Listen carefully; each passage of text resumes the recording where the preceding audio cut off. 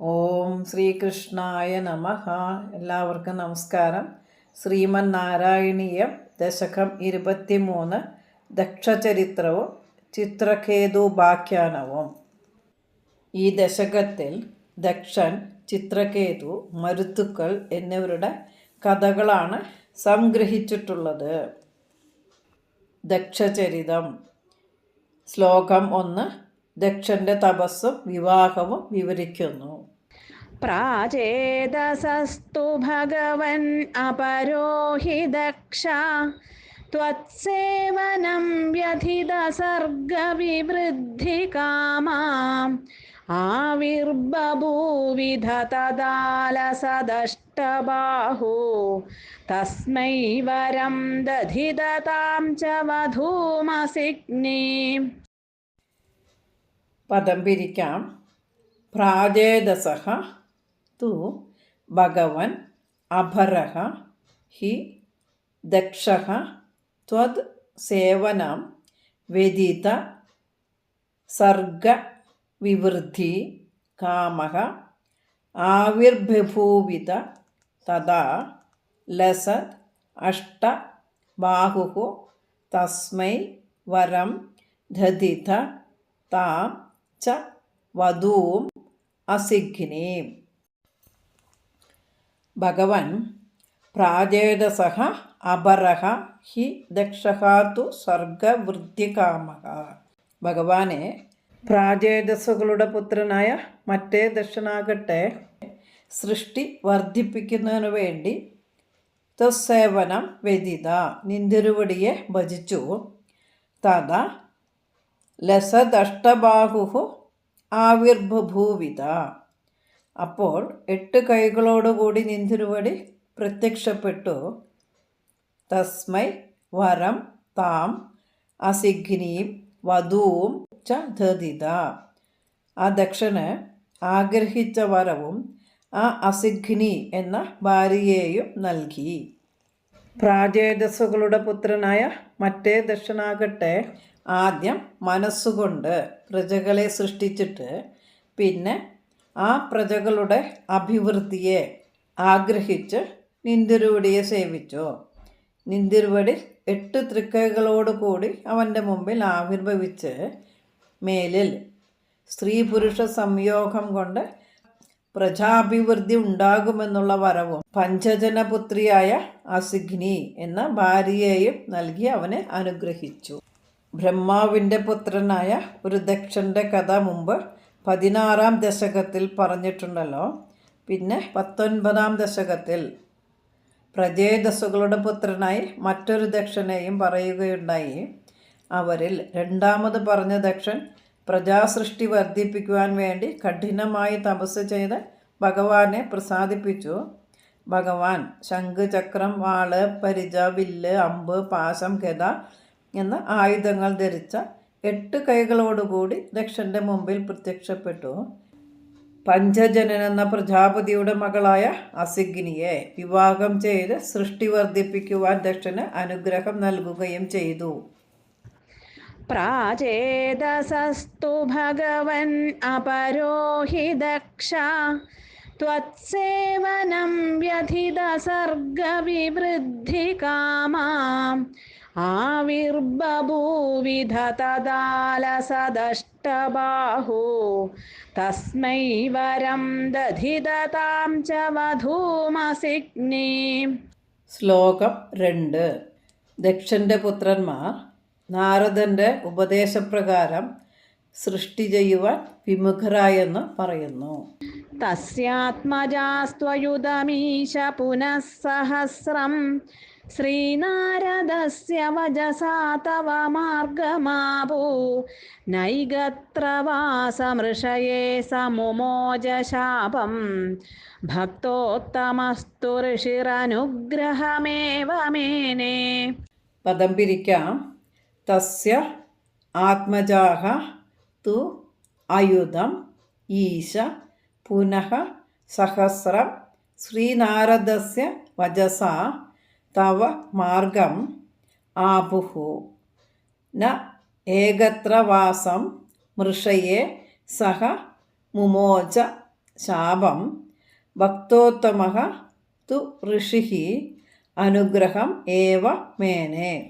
ഈശ തസ്യ ആത്മജാഃ തു അയുധം പുനഃ സഹസ്രം ശ്രീനാരദസ്യ വചസാ തവ മാർഗം ആപുഃ.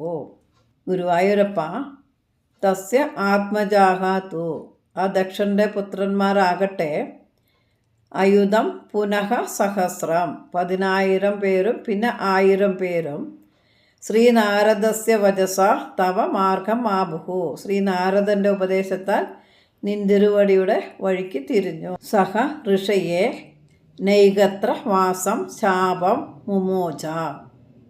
സഹ, ആ ദക്ഷൻ, ഋഷയെ, നാരദനെ, നൈഗത്ര വാസം, ഒരിടത്തും സ്ഥിരമായി വസിക്കാൻ ഇടവരാതെ പോകട്ടെ, ശാപം മുമോച എന്ന് ശപിച്ചു.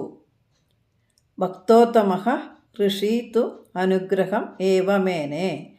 പരമഭക്തനായ നാരദ മഹർഷിയാകട്ടെ ആ ശാപത്തെ അനുഗ്രഹമായി തന്നെ വിചാരിച്ചു.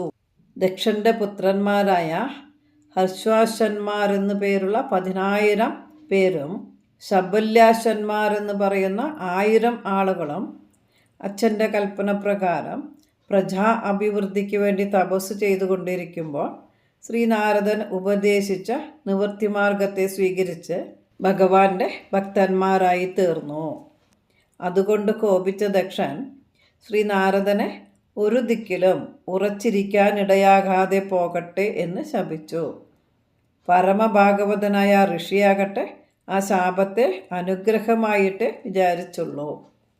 ദക്ഷന് പത്നിയായ അസിഗ്നിയിൽ ഹര്യശ്വന്മാർ എന്ന പേരിൽ 10,000 പുത്രന്മാർ ആദ്യം ജനിച്ചു.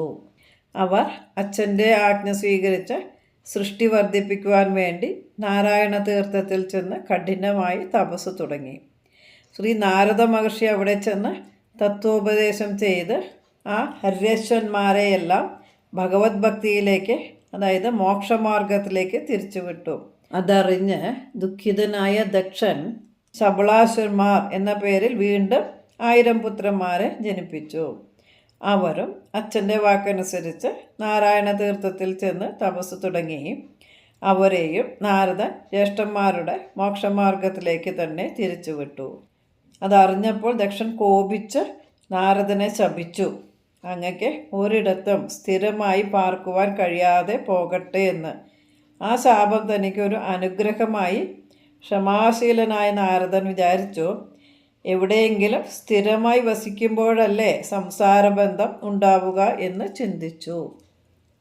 തസ്യാത്മജാസ്ത്വയുധമീശ പുനഃ സഹസ്രം ശ്രീനാരദസ്യ വചസാ തവ മാർഗമാപു നൈഗത്ര വാസമൃഷയേ സമുമോച ശാപം ഭക്തോത്തമസ്തു ഋഷിരനുഗ്രഹമേവ മേനെ. ശ്ലോകം 3. ഷഷ്ട്യാ തതോ ദുഹിതൃഭിः സൃജതഃ കുലൗഘാൻ ദൗഹിത്രസൂനുരഥ തസ്യ സ വിശ്വരൂപാ ത്വത്സ്തോത്രവർമ്മിതമജാപയദിന്ദ്രമാജൗ ദേവത്വദീയമഹിമാ ഖലു സർവജൈത്ര. പദം പിരിക്കാം. ഷഷ്ട്യാ തതഃ ദുഹിതൃഭിः സൃജതഃ കുല ഓഘാൻ ദൗഹിത്ര സൂനുഃ അത തസ്യ സഹ വിശ്വരൂപഃ ത്വത് സ്തോത്ര വർമ്മിതം അചാഭയത് ഇന്ദ്രം ആജൗ ദേവ ത്വദീയ മഹിമാ ഖലു സർവജൈത്രഃ. തതഃ ഷഷ്ട്യാ ദുഹിതൃഭിः കുലൗഘാൻ സൃജതഃ തസ്യ.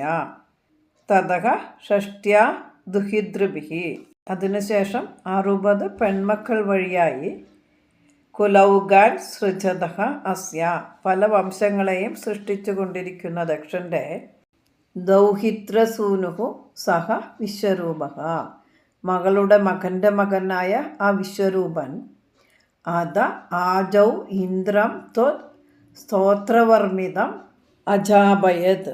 അത ആജൗ ഇന്ദ്രം.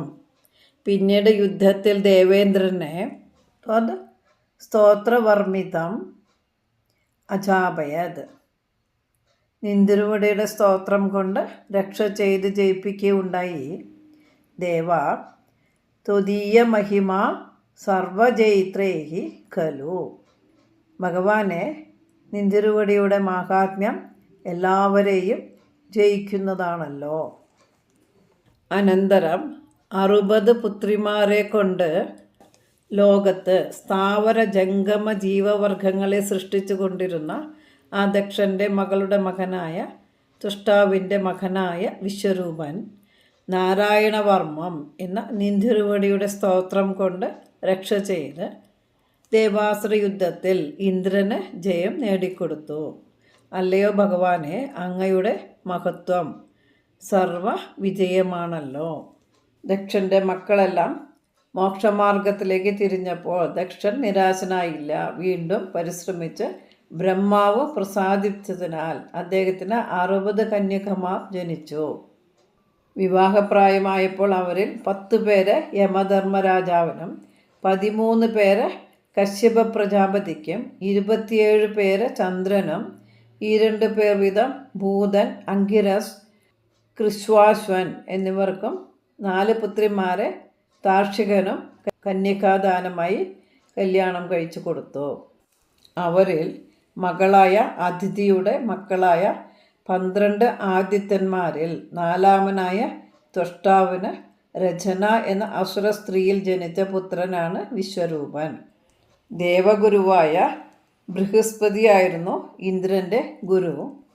ഒരിക്കൽ ഇന്ദ്രൻ മര്യാദയില്ലാതെ ഗുരുവിനോട് പെരുമാറിയപ്പോൾ ഗുരുവായ ബൃഹസ്പതി ഇന്ദ്രനെ ഉപേക്ഷിച്ചു പോയി. സംഗതി മുഴുവൻ അസുരന്മാർ മനസ്സിലാക്കുന്നുണ്ടായിരുന്നു. ദേവന്മാരും അസുരന്മാരും തമ്മിൽ എപ്പോഴും വൈരമാണല്ലോ. ഗുരുവിൻ്റെ സഹായമില്ലാതെ ഇന്ദ്രന് പടവെട്ടി ജയിക്കുവാൻ സാധിക്കുകയുമില്ല. അതിനാൽ ഇതുതന്നെ തരമെന്ന് കരുതി പെട്ടെന്ന് അസുരന്മാർ ദേവലോകം പിടിച്ചെടുക്കുവാനും ആക്രമിക്കുവാനും തുടങ്ങി. ഗുരുവിനെ കാണാനില്ലെന്ന് വിചാരിച്ച് ആക്രമണം തടുക്കാതിരിക്കുവാൻ പറ്റുകയില്ല. യുദ്ധമുറയ്ക്ക് നടക്കുന്നുമുണ്ട്. ഇന്ദ്രൻ്റെ പ്രതിരോധ നിര ഓരോന്നോരോന്നായി തകരുവാൻ തുടങ്ങിയപ്പോൾ ദേവന്മാർ പരിഭ്രാന്തരായി.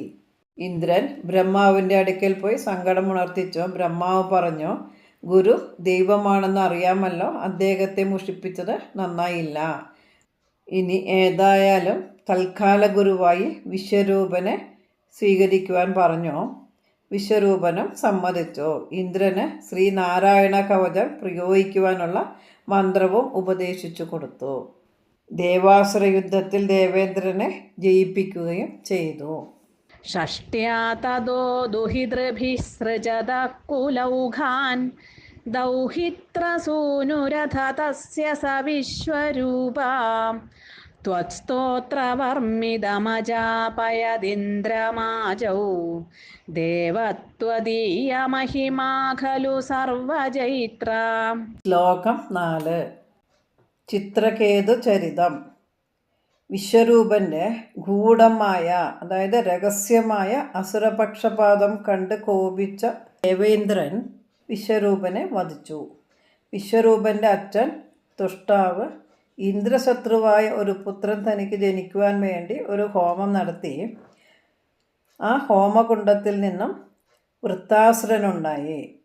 ആ വൃത്രാസുരൻ്റെ പൂർവജന്മകഥ വിവരിക്കുവാൻ തുടങ്ങുന്നു. പ്രാക്ഷൂരസേന വിഷയേ കില ചിത്രകേതു പുത്രഗ്രഹീ നൃപതിരംഗിരസ പ്രഭാവാത് ലബ്ധ്വൈകപുത്രമഥ തത്ര ഹതേ സപത്നീ സംഘയ്യമുഹ്യത് അവശസ്തവമായയാസൗ. പദം പിരിക്കാം.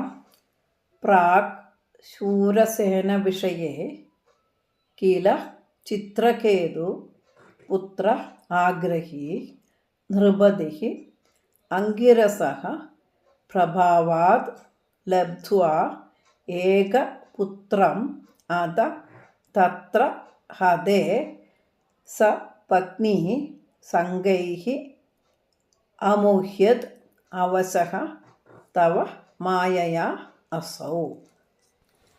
പ്രാക് ശൂരസേനവിഷയെ ചിത്രകേതുഃ പുത്രാഗ്രഹി നിർബധിഃ ആസീത് കില. പ്രാക് പണ്ട് ശൂരസേന വിഷയെ ശൂരസേന രാജ്യത്ത് ചിത്രകേതുഃ പുത്രാഗ്രഹി നിർബധിഃ ചിത്രകേതു എന്നു പേരായി പുത്രനെ ആഗ്രഹിക്കുന്നൊരു രാജാവ് ആസീത് കില ഉണ്ടായിരുന്നുവല്ലോ.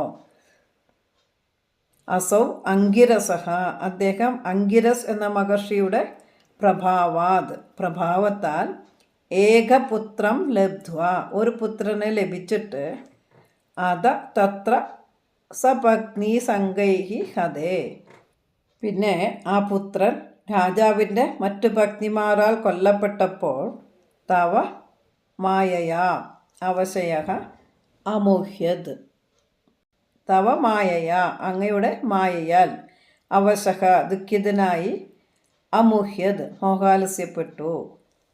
പണ്ട് ശൂരസേന രാജ്യത്ത് ചിത്രകേതു എന്ന രാജാവ് പുത്രനില്ലാതെ ദുഃഖിച്ച് ഒടുവിൽ അങ്കിരസനെ കൊണ്ട് യാഗം ചെയ്യിപ്പിച്ചു.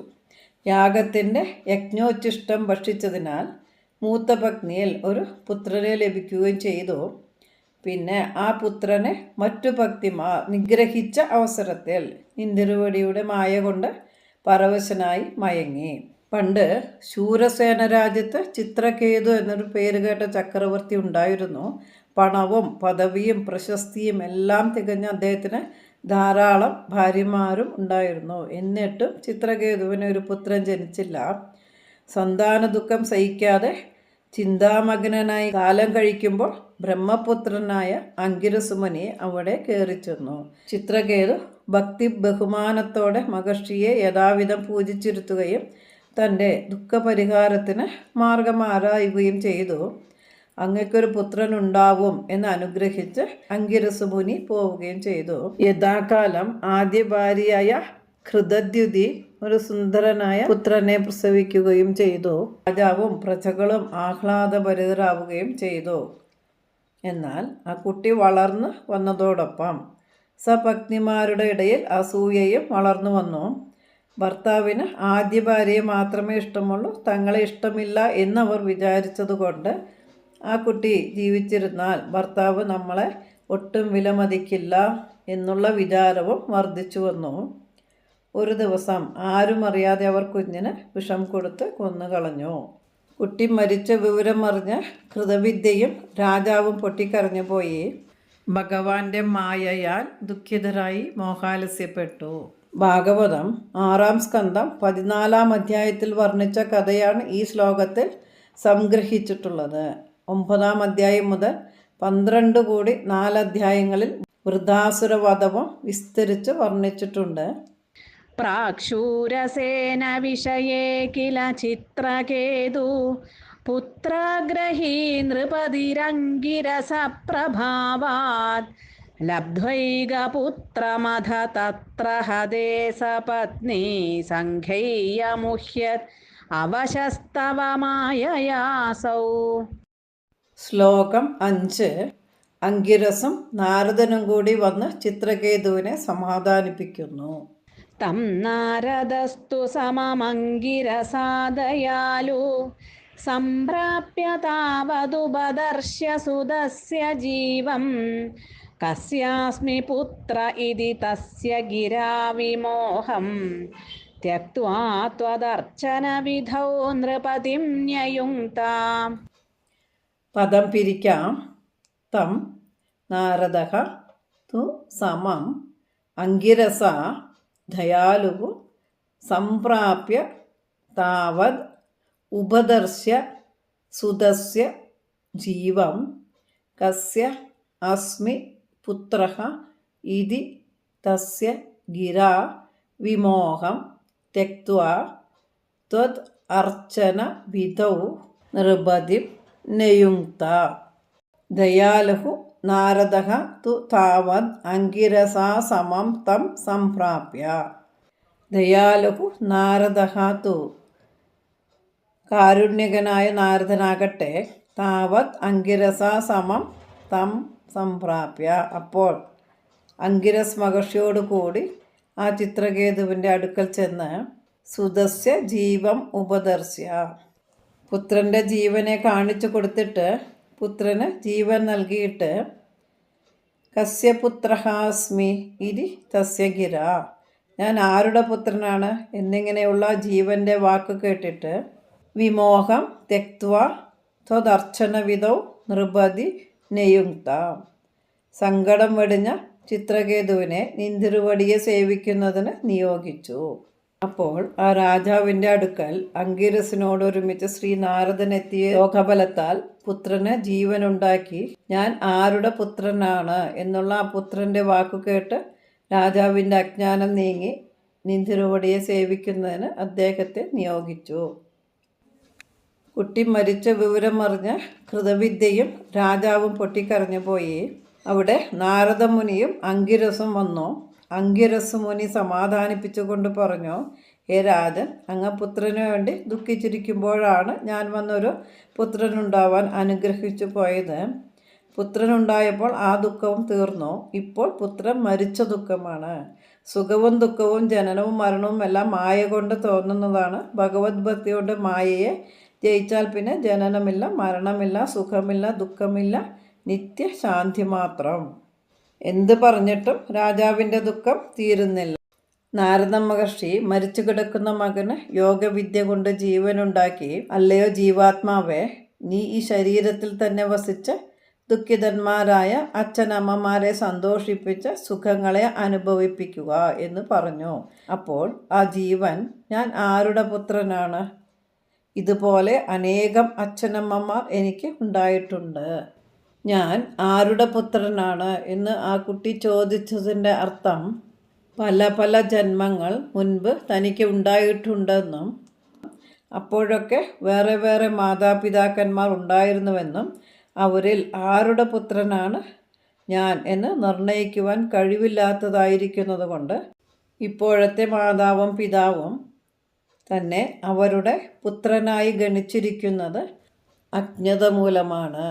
പുത്രദുഃഖം അനുഭവിക്കുന്ന എല്ലാ അച്ഛനമ്മമാരും അവരെല്ലാവരും എനിക്ക് ഒരേപോലെയാണ്. ആരെയാണ് ഞാൻ ആശ്വസിപ്പിക്കേണ്ടത് എന്നും മറ്റും ചോദിച്ചു. അത് കേട്ട് അജ്ഞാനജന്യമായ ദുഃഖം വെടിഞ്ഞ ചിത്രകേതുവിനോട് ഭഗവാനെ ഭജിക്കുവാൻ ഉപദേശിക്കുകയും ചെയ്തു. തം നാരദസ്തു സമമംഗിരസാദയാലു സംപ്രാപ്യ താവതുപദർശ്യ സുതസ്യ ജീവം കസ്യാസ്മി പുത്ര ഇതി തസ്യ ഗിരാവിമോഹം ത്യക്ത്വാ ത്വദർച്ചന വിധൗ നൃപതിം ന്യയുങ്ക്ത. ശ്ലോകം 6. ചിത്രകേതു നാരദനോട് തന്നെ ഉപദേശം വാങ്ങി തപസ് ചെയ്യുവാൻ മടുപ്പ് കൂടാതെ ഭഗവാനെ തന്നെ തുടർന്ന് ഭജിക്കുന്നു. സ്തോത്രം ച മന്ത്രമപി നാരദദോധലബ്ധ്വാ തോഷായ ശേഷവപുഷോ നനു തേ തപസ്യൻ വിദ്യാധരാധിപതിതാം സഹി സപ്തരാത്രേ ലബ്ധ്വാപ്യകുണ്ഠമതിരന്വഭജത് ഭവന്തം. പദം പിരിക്കാം.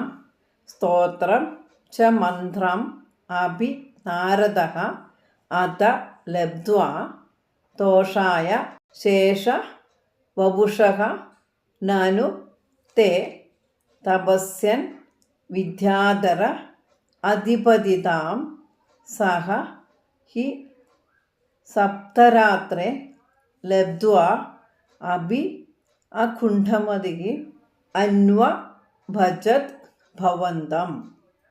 അത സഹ ഹി നാരദഃ സ്തോത്രം ച മന്ത്രം അഭി ലബ്ധ്വാ.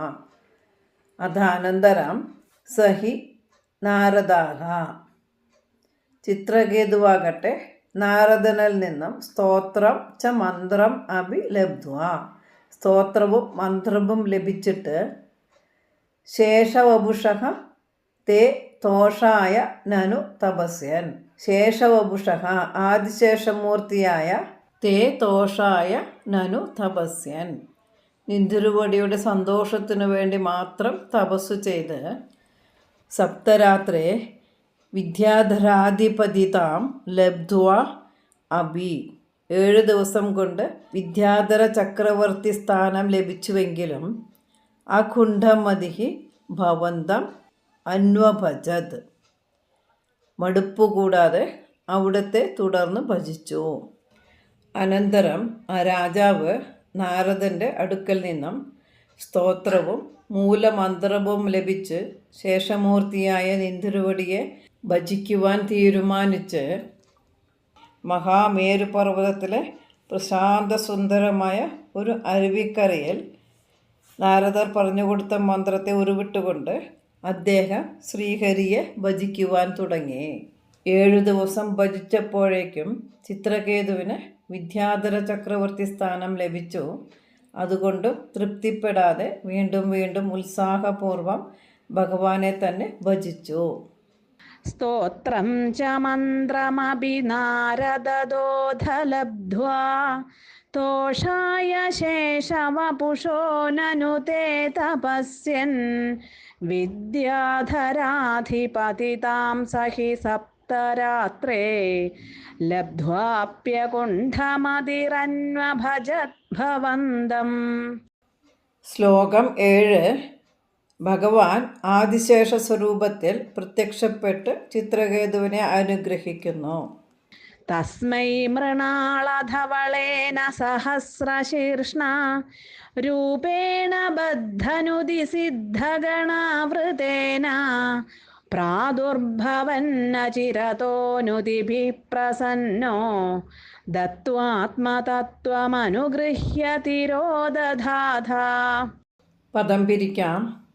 തസ്മൈ മൃണാളധവളേന സഹസ്രശീർഷണ രൂപേണ ബന്ധനുതി സിദ്ധ ഗണ ആവൃതേന പ്രാദുർഭവൻ അചിരതഃ നുതിഭിഃ പ്രസന്നഃ ദത്വാ ആത്മതത്വം അനുഗൃഹ്യ തിരോദധാഥ.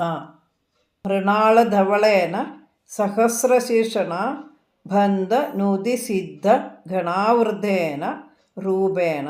മൃണാളധവളേന താമരവളയം പോലെ വെളുത്തതും, സഹസ്രശീർഷണ 1000 ശിരസ്സുകളോട് കൂടിയതും, ബന്ധനുതി സിദ്ധ ഗണാവൃതേന ചുറ്റും നിന്ന് സിദ്ധന്മാർ സ്തുതിച്ചുകൊണ്ടിരിക്കുന്നതുമായ രൂപേണ സ്വരൂപത്തിൽ അചിതഃ ഭ്രാദുർഭവൻ നുതിഭിഃ പ്രസന്നഃ. അചിരതഃ കാലതാമസം കൂടാതെ, പ്രാദുർഭവൻ നുതിഃ പ്രസന്നഃ നിന്തിരുവടി പ്രത്യക്ഷപ്പെട്ട് സ്തുതികളാൽ സന്തുഷ്ടനായിട്ട് ആത്മതത്വം ദത്വാ അനുഗൃഹ്യ തിരോദധാഥ. ആത്മാവിൻ്റെ യഥാർത്ഥ സ്വരൂപം ചിത്രകേതുവിന് ഉപദേശിച്ച് അനുഗ്രഹിച്ചിട്ട് അന്തർധാനം ചെയ്തു. നിന്തിരുവടി താമരവളയം പോലെ വെളുത്ത നിറത്തോടും 1000 ശിരസ്സോടും കൂടിയ രൂപം ധരിച്ച് സ്തുതിക്കുന്ന സിദ്ധജനങ്ങളാൽ ചുറ്റപ്പെട്ട് അദ്ദേഹത്തിൻ്റെ മുമ്പിൽ വളരെ താമസിയാതെ പ്രത്യക്ഷനാവുകയും അദ്ദേഹം ചെയ്ത സ്തുതികളെ കൊണ്ട് പ്രസാദിച്ച് അദ്ദേഹത്തെ ആത്മജ്ഞാനോപദേശം ചെയ്ത് അനുഗ്രഹിച്ചിട്ട് മറയുകയും ചെയ്തു. ആദിശേഷൻ്റെ ശരീരം വെളുത്തതും 1000 പടങ്ങളുള്ളതുമാണെന്ന് പ്രസിദ്ധമാണ്.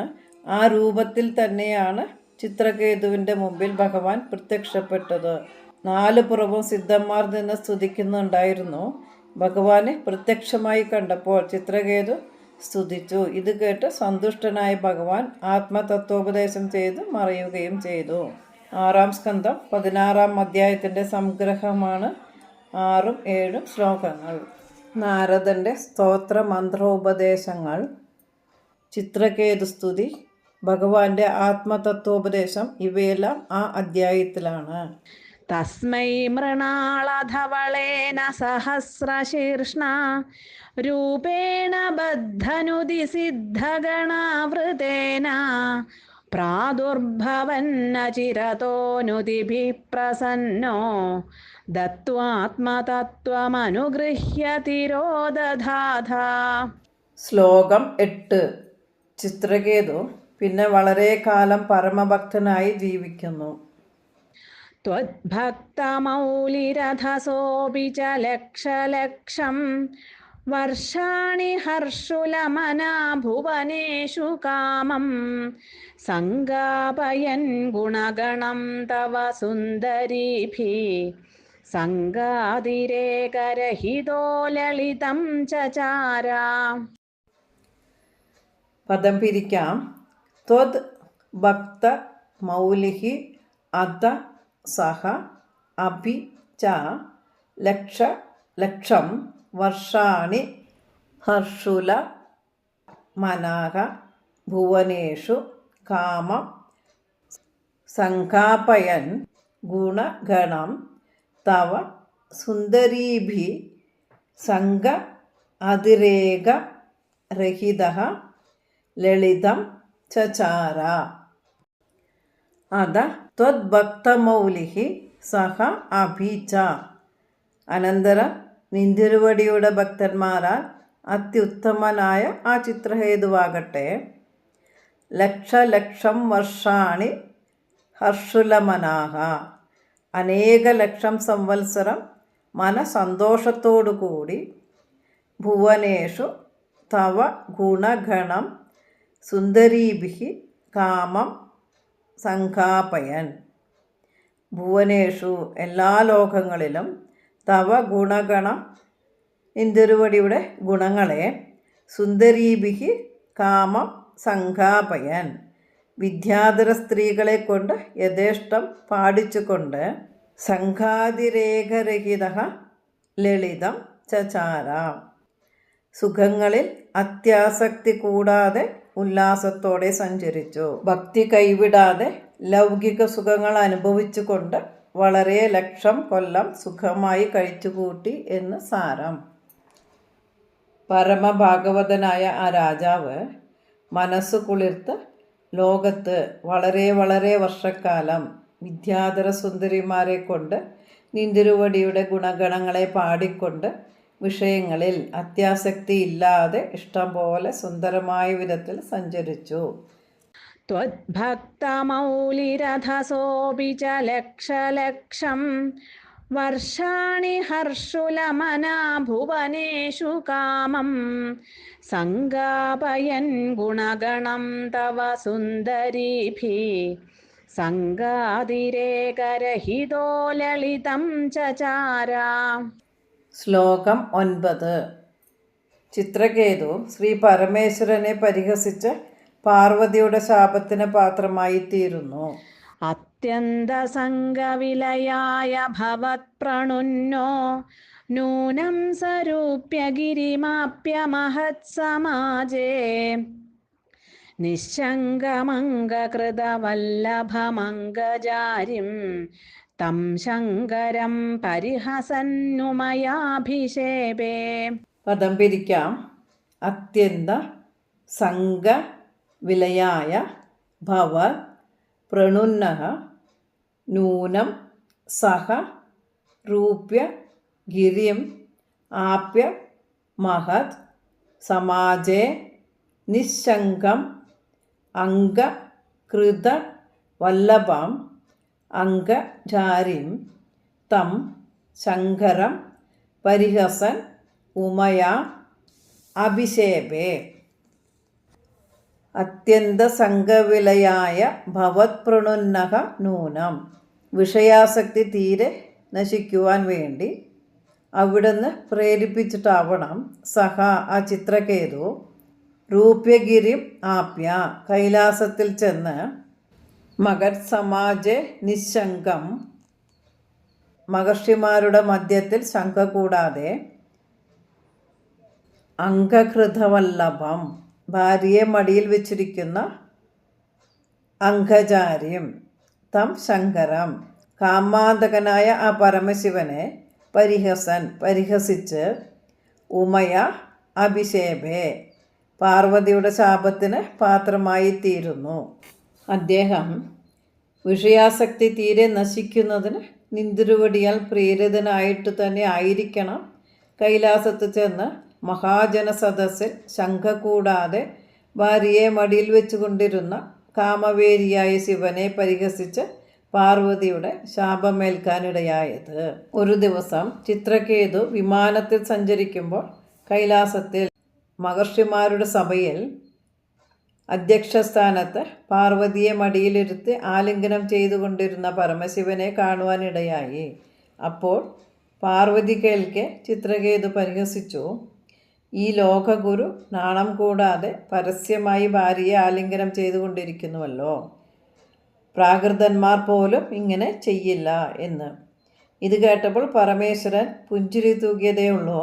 പക്ഷെ പാർവതി അത് സഹിക്കാതെ കോപിച്ചു ശപിച്ചു, ഇവൻ ഒരു അസുരനായി പോകട്ടെ എന്ന്. ചിത്രകേതുവിന് പാർവതിയുടെ ശാപവാക്ക് കേട്ടിട്ട് യാതൊരു സങ്കോചവും ഉണ്ടായില്ല. ഉടനെ വിമാനത്തിൽ നിന്നിറങ്ങിച്ചെന്ന് പാർവതി പരമേശ്വരന്മാരെ കൈകൂപ്പി വണങ്ങിയ ശേഷം ദേവിയോടായി പറഞ്ഞു, ദേവി, അവിടുത്തെ ശാപവാക്കുകൾ ഞാൻ ശിരസാ വഹിക്കുന്നു. ശാപമോക്ഷം ഞാൻ കാക്ഷിക്കുന്നില്ല. അവനവൻ ചെയ്യുന്ന കർമ്മങ്ങളുടെ ഫലം അവനവൻ തന്നെ അനുഭവിച്ച് തീർക്കണം. ഞാൻ പറഞ്ഞത് ദേവിക്ക് അവിഹിതമായി തോന്നിയെങ്കിൽ ക്ഷമിക്കണമെന്ന് പറഞ്ഞ് വിഷ്ണുഭക്തനായ ചിത്രകേതു തൻ്റെ യാത്ര തുടർന്നു. ആ ഭക്തോത്തമനായ ചിത്രകേതുവാണ് പിന്നീട് ത്വഷ്ടാവിൻ്റെ പുത്രനായി വൃത്രാസുരൻ എന്ന പേരിൽ ജനിച്ചതും യുദ്ധത്തിൽ മരിച്ച് വിഷ്ണുപദം പ്രാപിച്ചതും. അത്യന്തസംഗവിലയായ ഭവത്പ്രണുന്നോ നൂനം സരൂപ്യ ഗിരിമാപ്യ മഹത്സമാജേ നിശങ്കമംഗകൃതവല്ലഭമംഗജാരിം തം ശങ്കരം പരിഹസന്നുമയാഭിഷേപേ. ശ്ലോകം 10. പാർവതിയുടെ ശാപമേറ്റ ചിത്രകേതുവാണ് പിന്നീട് വൃത്രാസുരനായി തീരുന്നുവെന്ന് പറയുന്നു.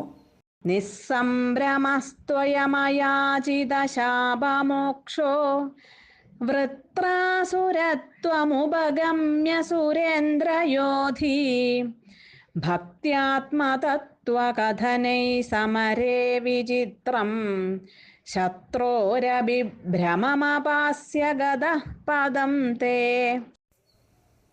നിസ്സംഭ്രമഃ തു അയം അയാചിത ശാപമോക്ഷഃ വൃത്രാസുരത്വം ഉപഗമ്യ സുരേന്ദ്ര യോധീ ഭക്ത്യാ ആത്മതത്വ കഥനൈഃ സമരേ വിചിത്രം ശത്രോഃ അഭിഭ്രമം അഭാസ്യ ഗതഃ പദം തേ.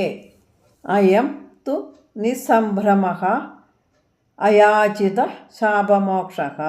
ഈ ചിത്രകേതുവാകട്ടെ ഒട്ടും പരിഭ്രമിക്കാതെ ശാപമോക്ഷം പോലും ചോദിക്കാതെ വൃത്രാസുരത്വം ഉപഗമ്യ സുരേന്ദ്രയോധി വൃത്രാസുരനായി തീർന്ന് ദേവേന്ദ്രനുമായി യുദ്ധം ചെയ്യുന്നതിനിടയിൽ ഭക്ത്യാ ആത്മതത്വകഥനൈഃ സമരേ ശത്രോഃ അഭിഭ്രമം അഭാസ്യ. ഭക്ത്യാ ഭക്തി നിമിത്തം ആത്മതത്വകഥനൈഃ ആത്മതത്വോപദേശം കൊണ്ട് സമരേ ശത്രോഃ അഭിഭ്രമം അഭാസ്യ യുദ്ധഭൂമിയിൽ ശത്രുവിന് പോലും അജ്ഞാനം നീക്കി തേ പദം ഗതഃ വിചിത്രം നിന്തിരുവടിയുടെ ലോകം പ്രാപിച്ചു. വലിയ ആശ്ചര്യം തന്നെ. ചിത്രകേതുവാകട്ടെ ശാപമേറ്റിട്ടും പരിഭ്രമിക്കാതെയും ശാപമോക്ഷത്തിന് പ്രാർത്ഥിക്കാതെയും വൃത്രാസുരനായി തീർന്നു. ദേവേന്ദ്രനോട് യുദ്ധം ചെയ്ത് യുദ്ധമധ്യത്തിൽ ഭക്തിമാർഗത്തെയും ആത്മജ്ഞാനത്തെയും ഉപദേശിച്ച് ശത്രുവായ ഇന്ദ്രനു പോലും അജ്ഞാനം നീക്കിയിട്ട് നിന്തിരുവടിയുടെ പദത്തെ പ്രാപിച്ചു. ഭഗവത് ഭക്തിയുടെ മാഹാത്മ്യം അത്യാശ്ചര്യം തന്നെ.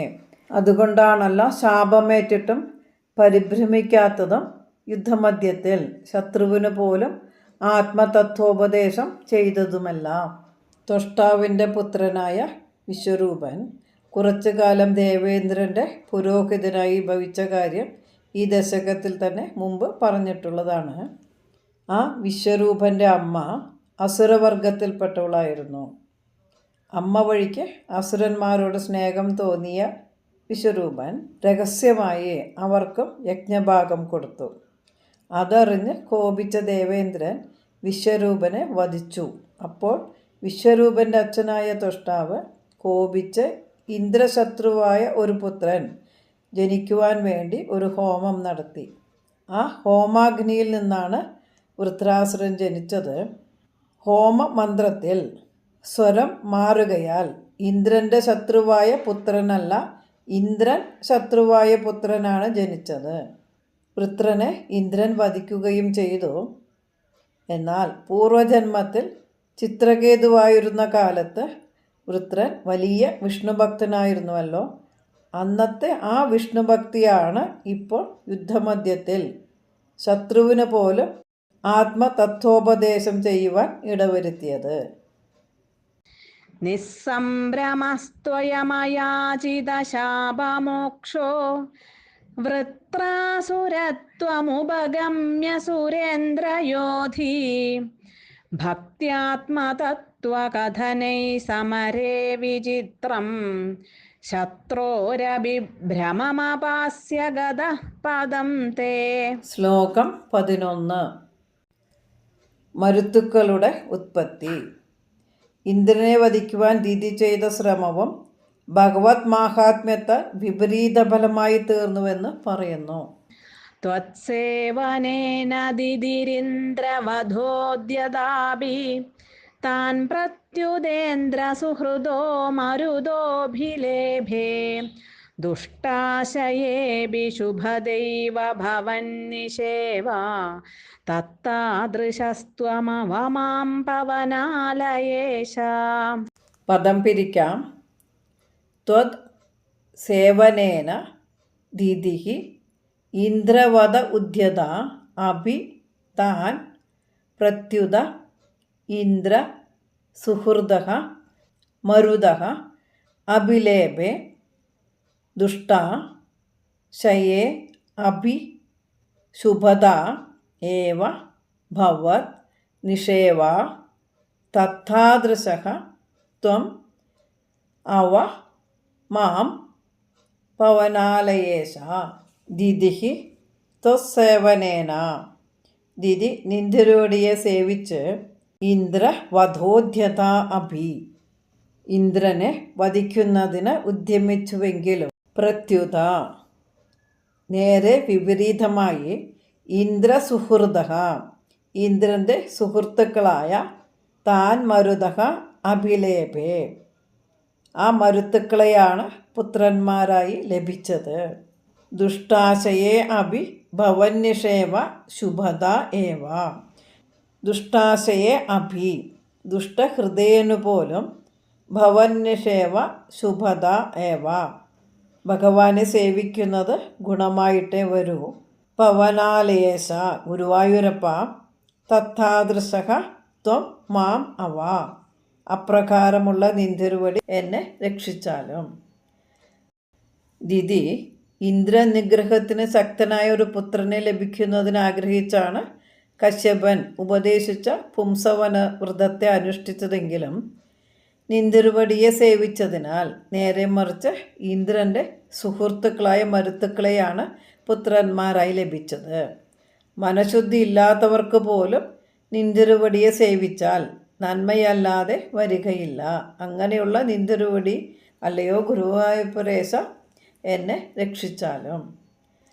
തൻ്റെ മക്കളായ ഹിരണ്യാക്ഷനെയും ഹിരണ്യകശിപുവിനെയും വിഷ്ണുവിനെ കൊണ്ട് കൊല്ലിച്ചതോർത്ത് ഇന്ദ്രൻ്റെ നേരെ കുപിതനായ ദിതി ഇന്ദ്രഹന്താവായ ഒരു പുത്രനെ തനിക്ക് നൽകണമെന്ന് ഭർത്താവായ കാശ്യപ മഹർഷിയോട് അഭ്യർത്ഥിച്ചു.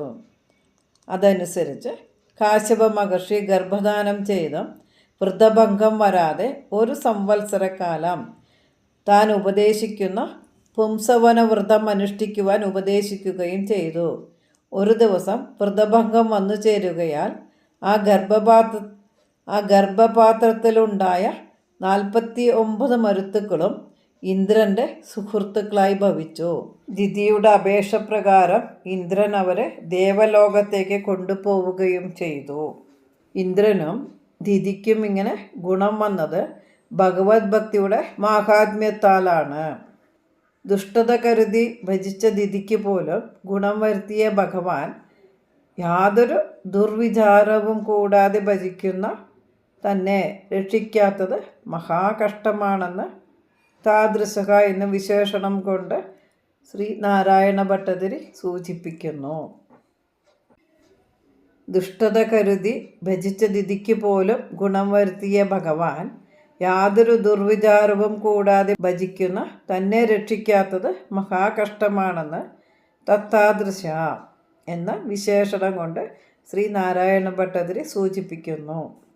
ത്വത്സേവനേന ദിതിരിന്ദ്രവധോദ്യതാഭി താൻ പ്രത്യുദേന്ദ്ര സുഹൃദോ മരുദോഭിലേഭേ ദുഷ്ടാശയേഭി ശുഭദൈവ ഭവന്നിഷേവാ തത്താദൃശസ്ത്വമവമാം പവനാലയേശ. ശ്രീമദ് ഭാഗവതം ഷഷ്ഠസ്കന്ധം ആദ്യത്തെ 3 അധ്യായങ്ങളാണ് ഈ ദശകത്തിൽ സംഗ്രഹിക്കപ്പെട്ടിട്ടുള്ളത്. ശ്രീമന് നാരായണീയ പാരായണം ദശകം 23. പ്രാചേതസസ്തു ഭഗവൻ അപരോഹി ദക്ഷ ത്വത്സേവനം വ്യഥിത സർഗവിവൃദ്ധി കാമാം ആവിർബഭൂവിധ തദാലസദഷ്ടബാഹു തസ്മൈ വരം ദധിതതാം ച വധൂമസിഗ്നി തസ്യാത്മജാസ്ത്വയുതമീശ പുനഃ സഹസ്രം ശ്രീനാരദസ്യ വജസാ തവ മാർഗമാപു നൈഗത്ര വാസമൃഷയേ സമുമോജ ശാപം ഭക്തോത്തമസ്തു ഋഷിരനുഗ്രഹമേവ മേനെ. ഷഷ്ട്യാ തദോ ദുഹിതൃഭിः സൃജതഃ കുലൗഘാൻ ദൗഹിത്രസൂനുരഥ തസ്യ സ വിശ്വരൂപാ ത്വത്സ്തോത്രവർമ്മിതമജാപയദിന്ദ്രമാജൗ ദേവത്വദീയമഹിമാ ഖലു സർവജൈത്ര. പ്രാക്ഷൂരസേന വിഷയേ കില ചിത്രകേതു പുത്രഗ്രഹീ നൃപതിരംഗിരസ പ്രഭാവാത് ലബ്ധ്വൈകപുത്രമഥ തത്ര ഹദേ സപത്നീ സംഘയ്യമുഹ്യത് അവശസ്തവ മായയാസൗ. തം നാരദസ്തു സമമംഗിരസാദയാലു സംപ്രാപ്യ താവതുപദർശ്യ സുതസ്യ ജീവം കസ്യാസ്മി പുത്ര ഇതി തസ്യ ഗിരാ വിമോഹം ത്യക്ത്വാ ത്വദർച്ചന വിധൗ നൃപതിം ന്യയുങ്ക്താ. സ്തോത്രം ച മന്ത്രമപി നാരദദോധ ലബ്ധ്വാ തോഷായ ശേഷവപുഷോ നനു തേ തപസ്യൻ വിദ്യാധരാധിപതിതാം സഹി സപ്തരാത്രേ ലബ്ധ്വാപ്യകുണ്ഠമതിരന്വഭജത് ഭവന്തം. തസ്മൈ മൃണാളധവളേന സഹസ്രശീർഷ്ണ രൂപേണ ബദ്ധനുതി സിദ്ധഗണാവൃതേന പ്രാദുർഭവന്നചിരതോനുതിഭിः പ്രസന്നോ ദത്വാത്മതത്വമനുഗൃഹ്യ തിരോദധാഥ. ത്വദ്ഭക്തമൗലിരഥസോऽപി ച ലക്ഷലക്ഷം വർഷാണി ഹർഷുലമനാ ഭുവനേഷു കാമം സംഗാപയൻ ഗുണഗണം തവ സുന്ദരീഭിः സംഗാതിരേകരഹിതോ ലളിതം ചചാര. അത്യന്തസംഗവിലയായ ഭവത്പ്രണുന്നോ നൂനം സരൂപ്യ ഗിരിമാപ്യമഹത്സമാജേ നിശങ്കമംഗകൃതവല്ലഭമംഗജാരിം തം ശങ്കരം പരിഹസന്നുമയാഭിഷേപേ.